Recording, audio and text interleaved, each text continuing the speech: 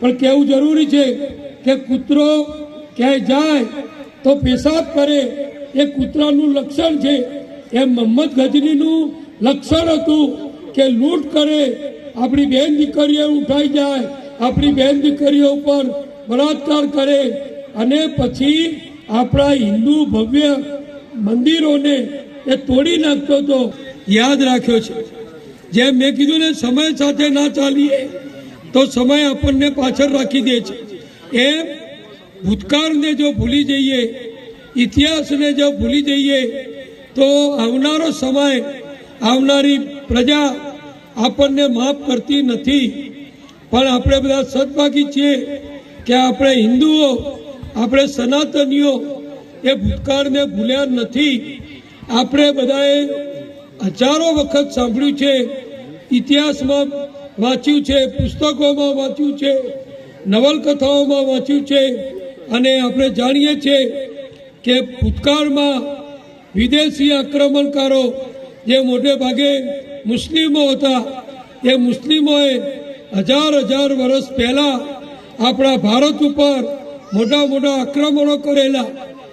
અફઘાનિસ્તાનથી આવે, ગજનીથી આવે, બીજા પ્રદેશથી આવે અને આપણા ભારતમાં આવે અને ભારતને લૂંટે, ભારતના લોકોની મિલકતને લૂંટે.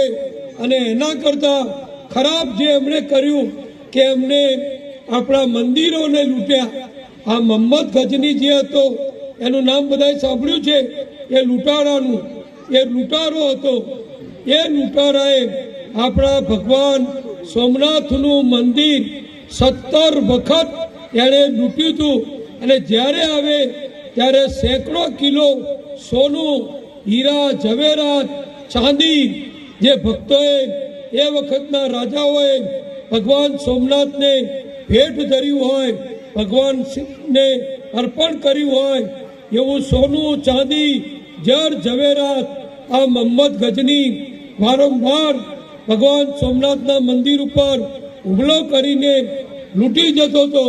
અને બીજું એનામાં એક અપલક્ષણ હતું કે લૂંટ તો કરે પણ મંદિરોને પણ એ તોડી નાખતો હતો. જેમ મારે સરખામણી ના કરાય પણ તમને કહું, ખરાબ લાગશે પણ કહેવું જરૂરી છે કે કૂતરો ક્યાંય જાય તો પેશાબ કરે એ કૂતરાનું લક્ષણ છે, એમ મોહમ્મદ ગજનીનું લક્ષણ હતું કે લૂંટ કરે, આપણી બહેન દીકરીઓ ઉઠાઈ જાય, આપણી બહેન દીકરીઓ ઉપર બળાત્કાર કરે અને પછી આપણા હિન્દુ ભવ્ય મંદિરોને એ તોડી નાખતો હતો. આવું સેંકડો વર્ષ સુધી આ મોગલોએ, આ મુસ્લિમોએ, આ વિધ્વંસકોએ એ આપણા ભારત ઉપર અનેક આક્રમણો કરી અને આખા ભારતને, ભારતની સંસ્કૃતિને, આપણા હિન્દુ ધર્મને ખૂબ મોટું નુકસાન કરવાનો પ્રયત્ન કરેલો.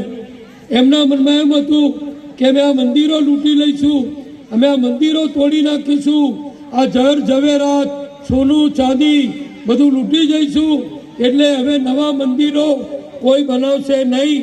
પણ એ ગજનીઓ આવ્યા ને ગયા, બીજા કેટલાય આવ્યા ને ગયા, મોગલો આવ્યા ને ગયા, ઔરંગઝેબ આવ્યો ને ગયો. પણ એ બધાએ જે વિચાર્યું હતું કે અમે હિન્દુ ધર્મને, એના મંદિરોને કાયમ માટે નુકસાન કરશું, પણ એ હંમેશા ખોટો પડ્યો. આપણા હિન્દુઓએ, ગરીબ હોય કે તવંગર હોય, ભાઈ હોય કે બહેન હોય, ખેડૂત હોય કે વેપારી હોય, રાજા હોય કે રંક હોય, એ બધાએ જે તે જમાનાની અંદર આ લૂંટાયેલા મંદિરો, આ તોડાયેલા મંદિરો એ ફરીથી એમની શક્તિ પ્રમાણે, એમની તાકાત પ્રમાણે એ બાંધેલા. અને આવું તો અનેક વર્ષ સુધી, સદીઓ સુધી ચાલ્યું. કારણ કે આપણે ભારત એ વખતે દેશ નહોતો, હિન્દુઓ બધા વહેંચાયેલા હતા. હિન્દુઓના રાજા, રાજવીઓ, રજવાડા એ જુદા જુદા નાના મોટા હતા. આપણામાં એકતા નહોતી, એટલે આ લોકોને આપણને લૂંટવામાં અને મંદિરો તોડવામાં સરળતા રહેતી હતી. પણ એમને ખબર નથી કે આ હિન્દુ ધર્મની તાકાત એવી છે, આ ભાગવત ગીતા હોય, આ રામાયણ હોય, એમાં એવી શક્તિ છે કે આ હિન્દુઓને પ્રેરણા આપે છે અને એ પ્રેરણાના કારણે ભલે આ ગજનીઓ અને ઔરંગઝેબોએ આપણા મંદિરો તોડ્યા, લૂંટ્યા, પણ આપણા હિન્દુઓએ ફરીથી વારંવાર બધા મંદિરો બનાવ્યા અને ઇતિહાસ તો અત્યારે સર્જાયો કે જ્યારે આપણો દેશ 1947માં આઝાદ થયો.